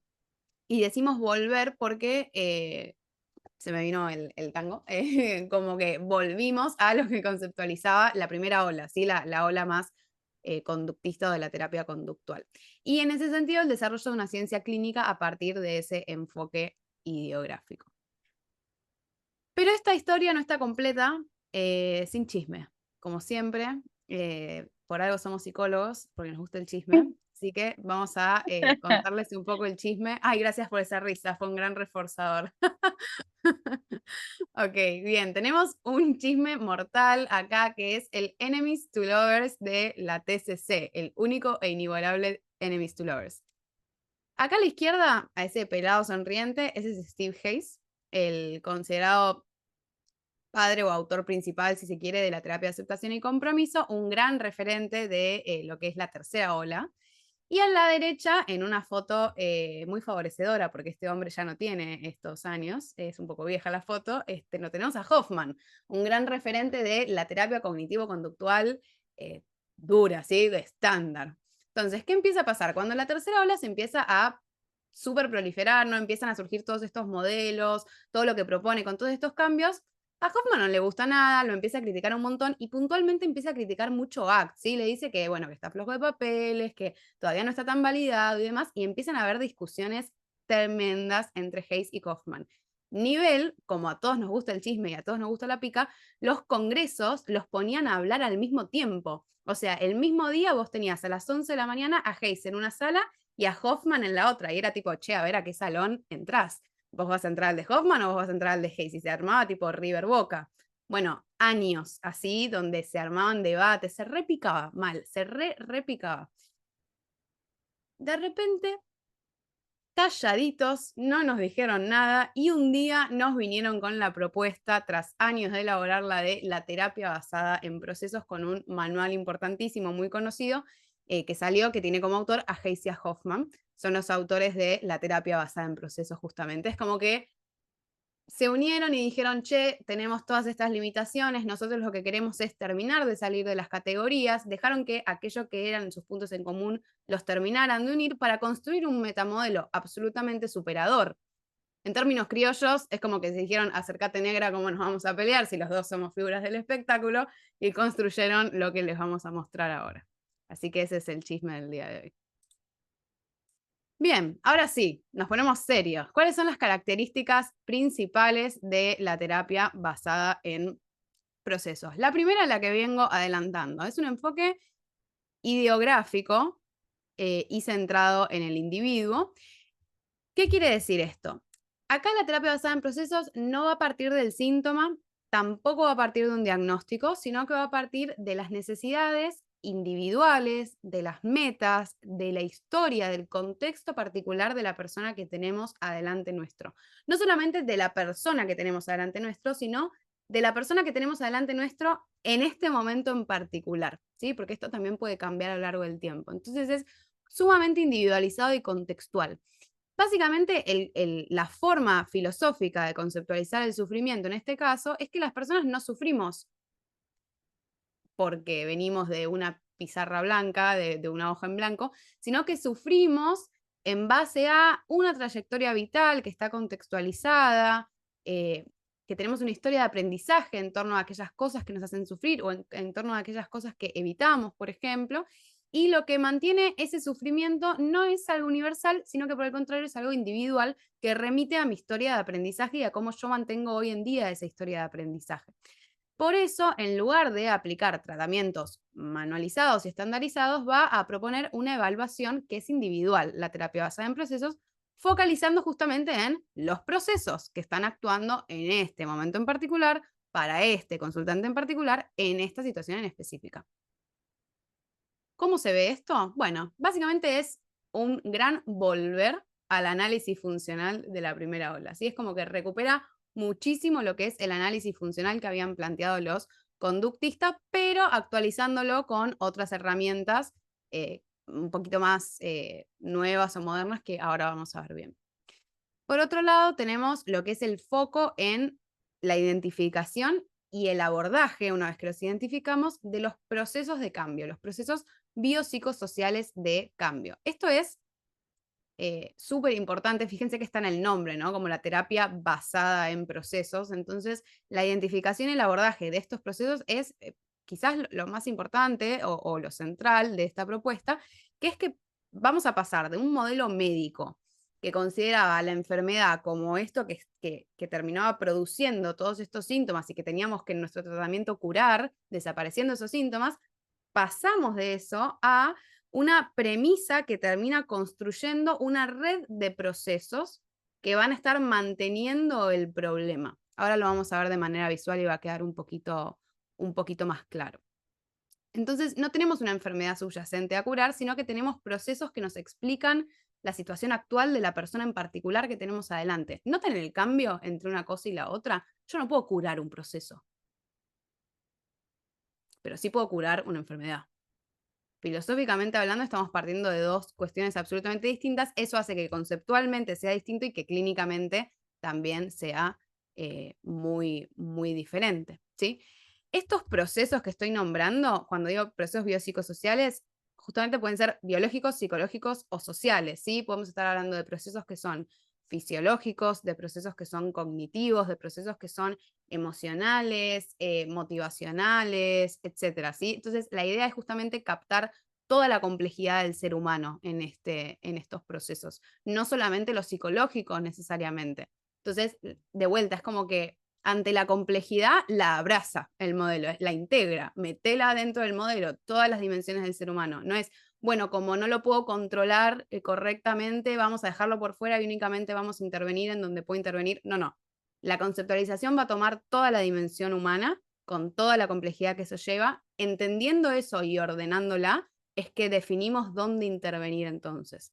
Pero es un modelo absolutamente complejo en el sentido no de que es difícil, aunque lo es, sino de que es complejo porque integra todas estas variables. A la vez, hay una organización de estos procesos en red según un metamodelo, que esto justamente se usa para poder intervenir con esta precisión de la que venimos hablando. Lo que va a proponer la terapia basada en procesos es ordenar a los procesos, valga la redundancia, como una red, ¿sí? Una red que va a tener interacciones. Ahora lo vamos a ver dentro de unas diapos, cómo se ve visualmente. Entonces, vamos a tener una red con distintos procesos que pueden ir interactuando y que va a ser dinámica. Estos procesos a la vez no van a actuar de manera aislada, justamente. Como es dinámica, se van a influenciar mutuamente. Vamos a tener una red que se termina manteniendo a sí misma. No me hagan reír.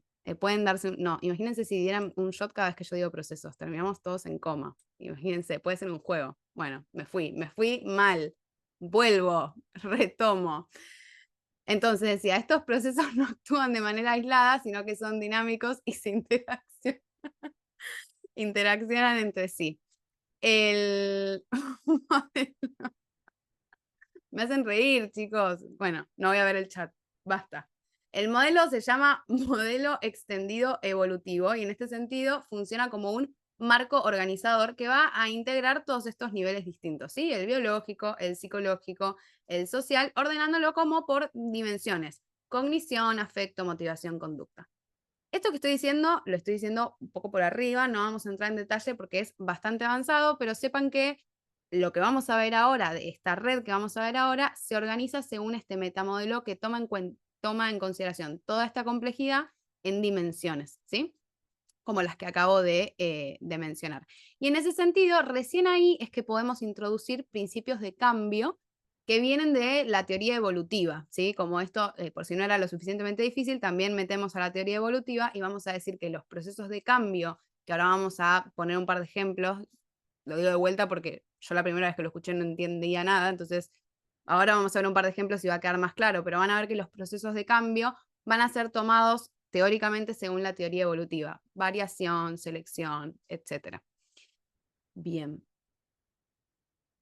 Otra característica importante es el abordaje a través de núcleos de tratamiento. Entonces, en este sentido, en lugar de seguir quizás un manual o una secuencia fija o por el contrario, como ir a targetear un síntoma en particular, un síntoma individual, la terapia basada en procesos termina promoviendo el trabajo sobre lo que son los núcleos funcionales del sufrimiento, esta palabra que adelantábamos al principio de la clase, que estos modelos son bien funcionales, justamente porque vamos a tratar de atacar, si se quiere, o trabajar sobre la función del proceso. ¿Qué es lo que ese proceso está haciendo sobre el consultante? ¿Mantiene la evitación? ¿Mantiene la disociación? ¿Mantiene la desregulación emocional? ¿La rumiación? Bueno, ese patrón funcional es lo que vamos a ir a trabajar. Entonces no nos interesa tanto el síntoma en sí mismo, sino la función que ese síntoma tiene, entendiéndola dentro de esta red de procesos y cómo se van manteniéndose en sí mismo. En este sentido, piensen que entonces nosotros siempre que estemos hablando de principios empíricos, o sea, de modelos que estén basados en la evidencia, podríamos integrar procesos de la terapia de aceptación y compromiso, procesos de la tesis estándar, procesos de DBT, procesos de FAP, ¿sí? O sea, podemos tomar distintos procesos que hayan dicho distintos autores, siempre y cuando esos procesos sean funcionalmente equivalentes o tengan que ver en la red que estamos planteando y, por supuesto, nunca vamos a flexibilizar que tienen que haber sido empíricamente probados para el caso o el tipo de caso funcionalmente hablando que estamos trabajando, ¿sí? Por ejemplo, para la evitación o por ejemplo para la rumiación. Y va a enfatizar la terapia basada en procesos, la evaluación de manera intensiva y frecuente. O sea, nosotros todo el tiempo vamos a intervenir y evaluar, intervenir y evaluar. Vamos a meter un proceso de cambio y vamos a ver qué le pasa a la red, ¿sí? Ahora lo vamos a ver, pero cuando nosotros intervenimos, todo el tiempo tenemos que salir a medir a ver cómo se modificó, si es que se modificó la red, qué efecto tuvo entonces ese proceso terapéutico de cambio y cómo alteró o no la red que nosotros estábamos viendo. Entonces vamos a tener que todo el tiempo estar midiendo de manera frecuente, de manera adaptada al caso, quizás mediante autorreporte, por ejemplo. Hay terapeutas, bueno, Steve Hayes lo hace mucho, que utiliza las aplicaciones hoy en día. Incluso hay aplicaciones particulares creadas para estos, donde el consultante puede simplemente antes de irse a dormir responder 4 preguntas y con inteligencia artificial ya te va modificando la red de manera diaria. O sea, como hay cosas muy novedosas en este sentido, pero todos hacen el énfasis en evaluar de manera intensiva y frecuente, básicamente para saber si lo que estamos haciendo está funcionando y si verdaderamente lo que nosotros pensamos que había sido un proceso de cambio, efectivamente lo fue, ¿sí? Entonces, fíjense que acá la brecha inicial entre ciencia y clínica se está empezando a achicar, porque de repente medir no es solamente importante para aquellos que investigamos, sino que es importante para cualquiera que quiera saber si realmente está haciendo un cambio terapéutico. Entonces, de repente, la medición o el cambio que estaban diciendo los autores del paper puede ser la misma medición o cambio que utiliza el terapeuta. Entonces, de repente, estos dos trabajos que estaban tan aislados en el modelo médico y que casi que no charlaban, empiezan a ir bastante más de la mano. No sé, Lauti, si querés agregar algo más acá, antes de pasar. ¿Por ahí resumirlo? Eh, Sí, digo, a modo eh, de síntesis de las características, digo, tal vez mencionaría que a- el foco principal o detrás de toda esta cuestión es un espíritu individualizador, si se quiere, que no consiste en identificar un diagnóstico y plantear un tratamiento para ese diagnóstico, sino en traducir los problemas en términos de procesos relevantes, de ordenar estos procesos según este metamodelo, que básicamente propone dividirlos en distintas dimensiones, y seleccionar intervenciones de cualquier modelo de tratamiento, de cualquier ola dentro de las TCC, que es lo que se llaman núcleos, para poder movilizar justamente esos procesos, para poder generar que esos procesos cambien y que así se produzcan los resultados, evaluando frecuentemente, de forma intensiva y reiterativa, si esas intervenciones movilizaron los procesos necesarios y cambiaron la red o no. Este, te lo resumo así nomás. perfecto. Y eso nos lleva a la pregunta que van a ver ahora en pantalla, que básicamente es el cambio que acabamos de hacer a lo largo de toda la clase, ¿no? O sea, nosotros pasamos de hacer quizás la primera pregunta al principio, que hubiera sido, ¿qué tratamiento es más eficaz para esta persona con este diagnóstico? Por ejemplo, bueno, me llega un consultante que para mí tiene trastorno de ansiedad generalizada. Bueno, ¿qué tratamiento es el más eficaz? Pasamos de esa pregunta, con todo lo que esa pregunta implicaba, que fue lo que ya nombramos, a preguntarnos qué procesos biopsicosociales centrales deberían ser objeto de atención clínica, podemos agregar, con este consultante, dado este objetivo, en esta situación, y cómo podrían llegar a ser cambiados de manera más eficiente y efectiva. ¿Sí? Este es el salto en pregunta, digamos, que acabamos de hacer. Ahora bien, ¿qué es un proceso? Porque lo dije como 45 veces, pero todavía no hubo una definición de qué es un proceso. Bueno, allá vamos. Em, la- el concepto de procesos es un concepto, honestamente, a mí me parece difícil, sobre todo porque está definido con una rigurosidad que es excelente, o sea, que habla de una solidez teórica e incluso filosófica muy grande y de mucho trabajo con mucha evidencia empírica, pero a la vez eso hace que sea muy difícil de entender o de digerir, sobre todo cuando estamos recién acercándonos al campo y bueno, nada, puede ser un poco apabullante. Así que esto es obra del Lauti, lo que vemos acá en pantalla. Esto es como básicamente tenemos a la izquierda la definición teórica, la definición formal de Hoffman y Hayes, que así como el caballo de abajo, la fuimos traduciendo para que sea cada vez más amigable y quedarnos con la idea principal. Entonces, un proceso, la definición teórica, ¿sí? Si nosotros vamos a una clase o al libro, lo que encontraríamos es que son cambios o mecanismos basados en una teoría, dinámicos, progresivos, que están vinculados al contexto, que son modificables y multinivel, como ya habíamos dicho, que van a ocurrir en secuencias que son predecibles y empíricamente establecidas y que pueden utilizarse para producir un resultado que consideremos deseable, ¿sí? Acá lo importante, obviamente, no es que ustedes se aprendan esta definición la primera vez que la escuchan o las primeras veces que la escuchan, sino que entiendan cuáles son los elementos que la componen. Eso sí, quizás nombrarlos, ¿no? Fíjense, estamos hablando de dinamismo, como decíamos antes. La red no es estática, se puede ir, los procesos, mejor dicho, no son estáticos, pueden ir modificándose. Van a depender del contexto, por eso mismo no son estáticos también y se pueden ir modificando. Van a siempre respaldarse en la evidencia y tenemos un gran arma de aplicabilidad en los que son los procesos. Los podemos modificar, ¿sí? Podemos intervenir y a la vez estos procesos no vienen del repollo, no es lo que a mí se me ocurre que es un proceso, sino que responden a una teoría o un conjunto de modelos que desprenden de teorías psicológicas particulares basadas en la evidencia. Ahora bien, la bajamos un poquito y podríamos decir en un nivel como medio que estos procesos son acontecimientos biopsicosociales, o sea, pueden ser biológicos, psicológicos o sociales, que funcionan como mecanismos subyacentes del cambio, no en tanto enfermedad, sino en tanto se sabe que influyen en el bienestar de las personas y que podrían usarse para alcanzar las metas del tratamiento, ¿sí? Como nosotros sabemos que no cualquier cosa es un proceso, eso lo sabemos gracias a la ciencia y gracias a la evidencia, y sabemos cuáles son los mecanismos que influyen en el bienestar o al revés, que influyen en el sufrimiento, podemos utilizarlos clínicamente, podemos saber dónde intervenir con precisión y dónde actuar. Bajamos una más y bien en criollo podríamos decir que básicamente los procesos son cosas que las personas hacen, sienten, piensan o experimentan que se vinculan con su bienestar y que cuando las cambiamos permiten mejorar sus condiciones de vida.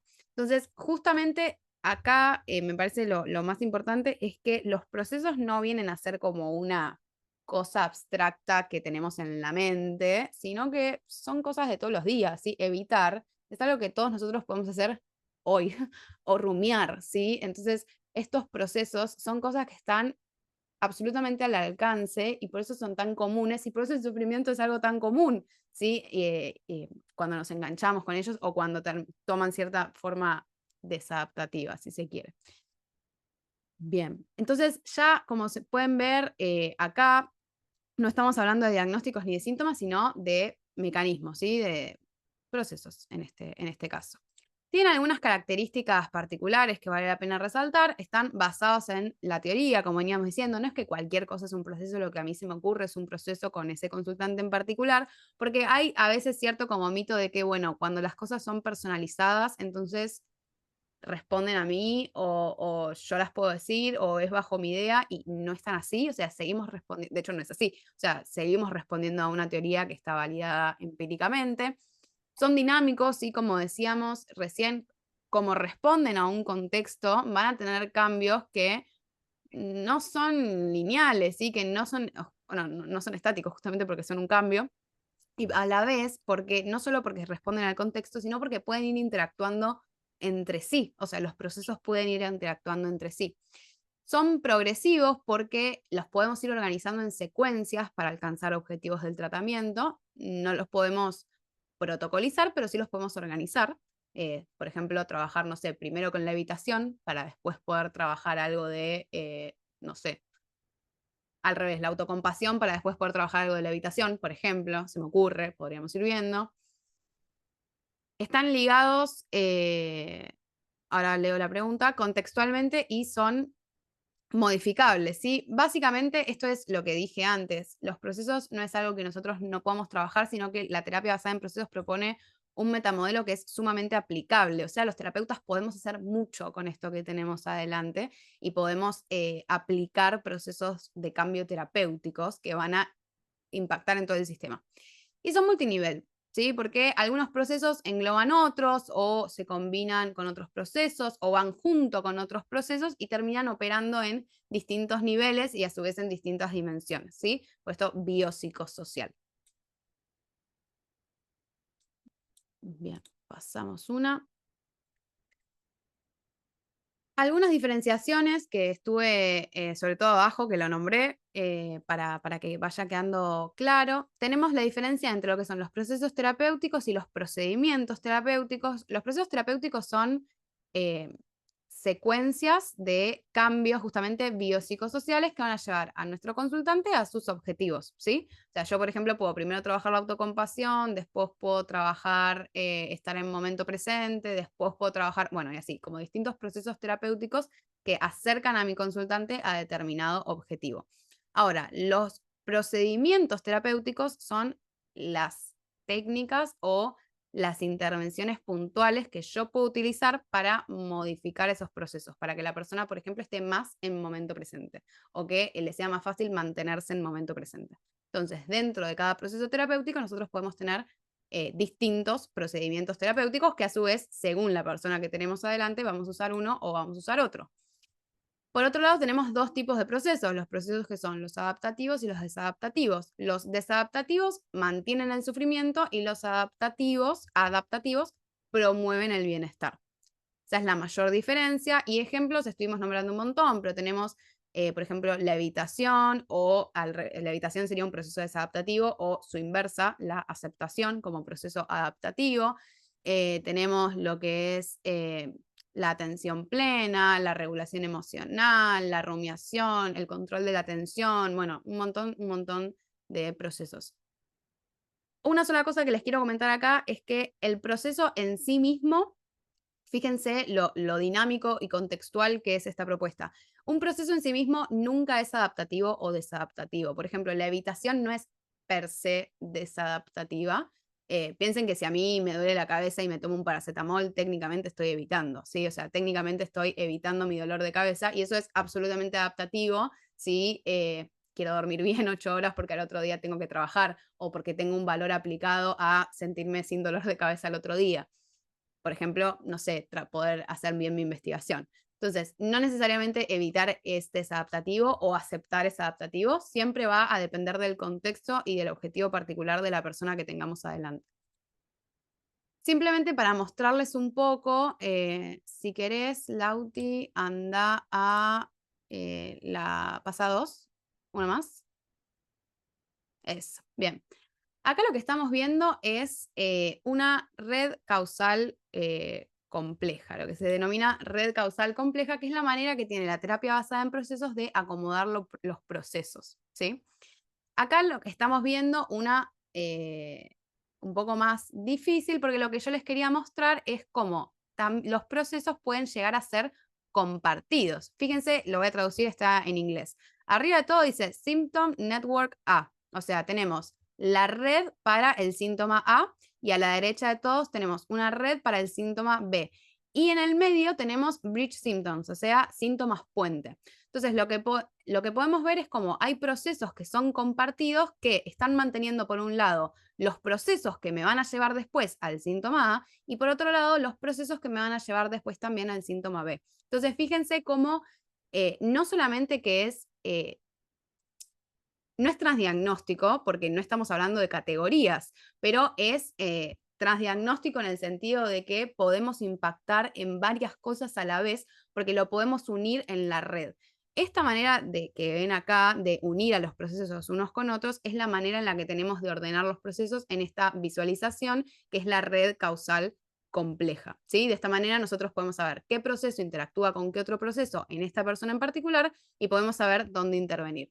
Como ejemplo de esto, les muestro esta, que es una propuesta clínica, ¿sí? De una red causal compleja. Fíjense, está en inglés, perdón, pero tenemos, por ejemplo, una separación, ¿sí? Breakup.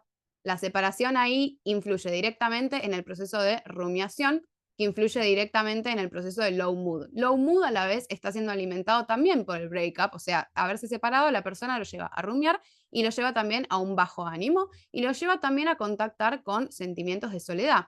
La soledad, a su vez, influye en qué? En que tenga bajo ánimo. Empieza de repente a aparecer otro proceso nuevo que empieza a impactar en toda la red, como por ejemplo la baja autoestima. La baja autoestima es un proceso que empieza a impactar tanto en la soledad como en el bajo ánimo. Si yo veo esta red, lo que puedo poner como proceso terapéutico que tengo una idea de que va a impactar es lo que está en gris, que es autocompasión. Si yo ahí empiezo a trabajar con la persona con el proceso de autocompasión, la autocompasión puede impactar en el sentimiento de soledad para no sentirse menos solo necesariamente, pero sí relacionarse distinto con esa soledad que está experimentando nueva. Puede impactar en el vínculo entre el bajo ánimo y la rumiación, puede impactar en el proceso con lo que implica de la baja autoestima y de esta manera podría llegar a desarmar la red. ¿Sí? O sea, podría hacer que estos procesos ya no interactúen de esta manera. No que no estén, ¿sí? O sea, muy probablemente la persona se siga sintiendo sola por momentos o siga sintiéndose de bajo ánimo, pero ya no va a mantener el problema clínico en sí mismo de altos patrones de rumiación que van a llevar a altos eh, a bajos ánimos, iba a decir altos bajos ánimos, a bajos ánimos, etcétera. Así como que desarmamos la red del problema clínico, no eliminamos el síntoma, pero sí desarmamos la red. Hacemos que se relacione de otra manera con este proceso terapéutico de autocompasión. Como una manera visual de verlo y que se vayan con una idea un poco más concreta de que veníamos diciendo. ¿Cómo hacemos todo esto? Estos son 10 pasos para hacer terapia basada en procesos. Primero, seleccionamos una teoría o modelo, ¿sí? Cualquiera de las que esté basada en evidencia. Segundo, vamos a realizar una evaluación organizada por este metamodelo que les nombramos recién. Vamos a organizar el caso en términos de procesos de cambio, que era lo que veíamos recién, por ejemplo, con la rumiación o el bajo ánimo. Vamos a seleccionar algunas medidas de proceso y de resultado, porque siempre tenemos que medir. Vamos a organizar la información en una red integradora, como la que ustedes acaban de ver. Vemos cuáles son las características dominantes de la red, o sea, cuál es el proceso que más está generando estos, que más está manteniendo el problema, digamos, o que más está interactuando con otros procesos. En ese sentido, ahí seleccionamos los núcleos de intervención o los métodos que nos permitan perturbar la red y intervenimos mientras todo el tiempo continuamos midiendo los procesos de cambio. Intervenimos, medimos, intervenimos, medimos, intervenimos, medimos, a ver si la red sigue o se desmanteló. Una receta para hacer terapia basada en procesos. Nuevamente retomamos esta pregunta que no es nuestra, es de Casey Hoffman, que básicamente todo esto sirve para responder a la pregunta que tenemos acá adelante. ¿Cuáles son los procesos biopsicosociales centrales a los que tenemos que apuntar con este consultante, dado estos objetivos, en esta situación clínica, y cómo los podemos cambiar de manera más eficiente y efectiva? Esto es como un resumen de lo que acabamos de ver hasta ahora.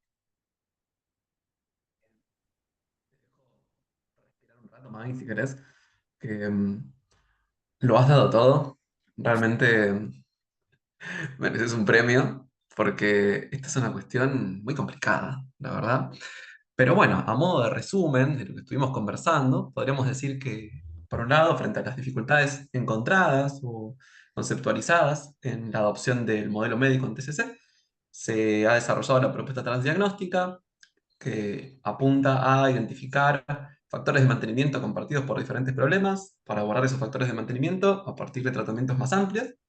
Y por otra parte, se ha desarrollado o se han desarrollado propuestas más bien ideográficas, individualizadas, que más que intentar identificar factores compartidos por trastornos, directamente parten del individuo y buscan identificar en un individuo en particular qué procesos de cambio son relevantes para entender sus problemas, independientemente del tipo de problema que tenga, para entonces seleccionar intervenciones de todo el campo cognitivo-conductual en función de los procesos identificados en ese caso en particular, en ese momento en particular, que es una resumen, digamos, una suerte de integración de diferentes enfoques ideográficos que propone la terapia basada en procesos, que no es menor, está completamente en desarrollo y que por eso también a veces es un poco difícil de seguir. Esto es una propuesta aún hoy en día que a diferencia de la del protocolo unificado no tiene estudios de investigación, sino que todavía está en construcción. Por eso creemos que es importante compartirla, que más o menos uno al menos tenga algunos nombres acerca de eso y que de esa manera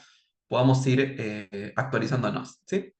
Pero bueno, como resumen también de lo que podemos pensar de acá en más adelante, en el campo de las TCC, podemos decir que la idea para los próximos años seguramente tenga que ver con poder expandir los enfoques transdiagnósticos hacia nuevas categorías eh, diagnósticas, por ejemplo, la de los problemas de consumo, por ejemplo, la de problemas que no fueron abordados hasta ahora por los paquetes transdiagnósticos que tenemos desarrollados.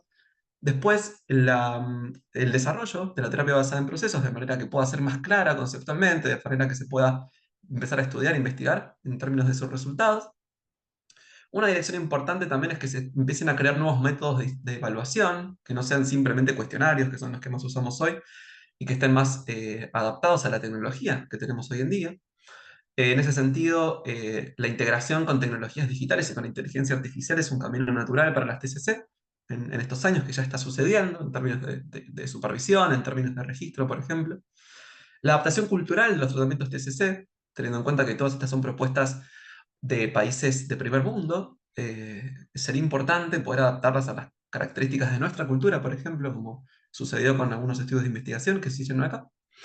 Y finalmente poder innovar también con los métodos de investigación que utilizamos, para que no solo sean estudios controlados con mucha gente, sino que vayan más a lo que le pasa a cada persona en particular.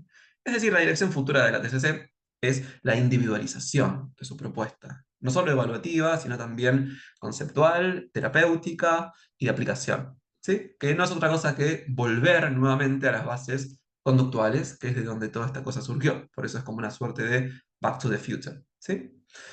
Así que bueno, esto es todo lo que tenemos para presentarles en el día de hoy. Esperamos que se hayan llevado algunas ideas acerca de las TCC, acerca de lo que se está planteando hoy en TCC como problema y acerca de lo que se está planteando como solución también, desde diferentes enfoques. Ahí les dejamos nuestro Instagram para que suban una historia y nos etiqueten, así más gente nos conoce y de esa manera podamos ir a Mar del Plata a comer unos churros de Manolo y dar una clase, ¿por qué no? De paso. Le dejamos nuestros Instagram personales también. Maggie y yo hacemos difusión y también, bueno, hablamos de cosas que hacemos. Somos personas un poco inquietas, así que siempre nos van a ver haciendo algo que involucre difusión. Dejamos nuestro mail también, por si tienen alguna pregunta o nos quieren compartir algo en relación a la clase o lo que sea. No le vamos a poder dar tiempo a preguntas porque tengo pacientes y mis pacientes necesitan que me tome unos minutos antes de arrancar. Así que cualquier consulta que tengan la pueden compartir a nuestro mail, nos pueden escribir a nuestro Instagram o nuestro Instagram personales, que les dejamos ahí. Muchas gracias por sumarse, por los comentarios, por el apoyo. Y bueno, esperamos que esta sea, como les decía, la primera de muchas y que sea una semilla para que también estas propuestas empiecen a surgir en la ciudad. No sé si May querés también decir algo. No, gracias. Y simplemente si quieren saber más sobre esto, o sea, sobre el sobre terapia basada en procesos o sobre lo que sea, en nuestro Instagram hay un Linktree donde encuentran un handout de lecturas recomendadas, donde hay libros para profundizar en esto, pirateados, así que nada, ahí están. Si quieren profundizar más y si no, nada, nos escriben. Gracias por estar. No, Muchísimas gracias, chicos, de verdad. Ojalá podamos coordinar para, como ustedes dicen, para poder venir, porque los chicos los pidieron un montón. Así que nada, agradecerles nuevamente por la clase, porque fue un lujo escucharlos. Muy bueno, muy claro todo y súper llevadero. Así que nada, esperemos que podamos coordinar para que en algún momento puedan venir para acá. Estaría buenísimo. Nos encantaría. ya buenísimo. Ojalá. Así que muchas gracias y nos estaremos viendo. Un Nos saludo grande, vemos. gente. Adiós. Chao, chao. Gracias.